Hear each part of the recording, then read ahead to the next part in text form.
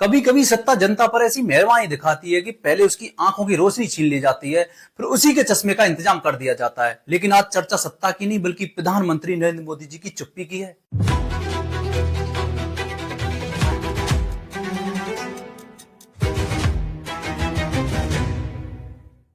और इस चुप्पी को समझने के लिए हमें पीछे थोड़ा जाना होगा।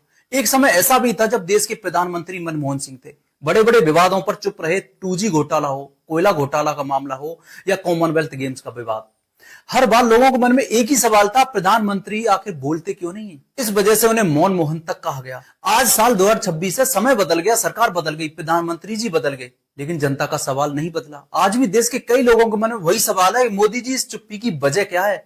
यह सवाल इसलिए बड़ा है क्योंकि आज सड़क से लेकर संसद तक जो कुछ देखने को मिला, वैसा माहौल कई दशकों से देखने को नहीं मिला। हर तरफ अफरा तफरी थी, कहीं लाठी चार्ज हो रहा था, कहीं छात्र चोट खा रहे थे, पुलिस के लोग भी घायल हो चुके थे, कुछ जगह पत्थरबाजी हुई, बैरिकेड टूटे और पूरा माहौल तनाव से भर गया। कई लोगों को यह तस्वीर नेपाल, बांग्लादेश और श्रीलंका में हुए प्रोटेस्ट की याद आने लगी। मेट्रो से लेकर सड़क तक अफरा तफरी थी और ऐसा लगा कि आज फिर से जनता को यह एहसास हुआ कि संसद का रास्ता जो है वो सड़क से होकर जाता है। और जो तस्वीर आई वो कि संसद की इमारत चाहे कितनी भी नई और बड़ी क्यों ना हो, कि जनता की आवाज अंदर ना पहुंच सके। सवाल आज भी वही है कि संसद आखिर जनता के लिए है या जनता से संसद इतनी दूर क्यों हो गई। उनकी बात सुना ही नहीं देती। अगर लोगों की आवाज ही नहीं सुनी जाएगी तो फिर क्या उन्हें अपनी बात मनमाने के लिए सड़क पर नहीं उतरना पड़ेगा। क्या ये आवाजें सरकार तक पहुंची नहीं या फिर इन्हें जानबूझकर नजरअंदाज कर दिया गया। प्रधानमंत्री को इस पूरे हालात की जानकारी थी, वे उस समय संसद में भी मौजूद थे और ऐसे में कई लोगों को उम्मीद थी कि वे इस मामले पर कुछ कहेंगे।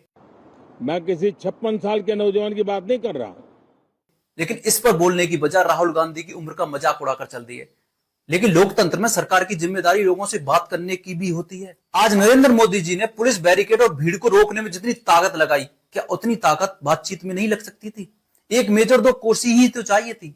आप खुद सोचिए कि जितनी मेहनत सरकार ने लाठी और बैरिकेड पर की, क्या उतनी मेहनत 2 बात करने में नहीं हो सकती थी। लेकिन फिर भी बातचीत की जगह लाठी का रास्ता चुना गया। जो लाखों लोग वहां खड़े थे वो आखिर कौन थे। क्या आपको सच में लगता है कि इस देश के छात्र किसी पार्टी के एक फोन पर लाठी खाने चले आएंगे।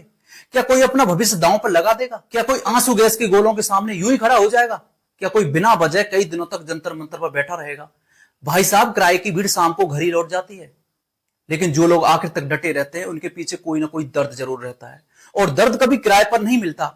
वहां सिर्फ छात्र ही नहीं थे बल्कि माँ बाप भी थे, छोटे छोटे बच्चे भी थे। कोई भी इंसान अपने छोटे बच्चों को बिना बड़ी वजह के ऐसी जगह पर नहीं लेकर आता।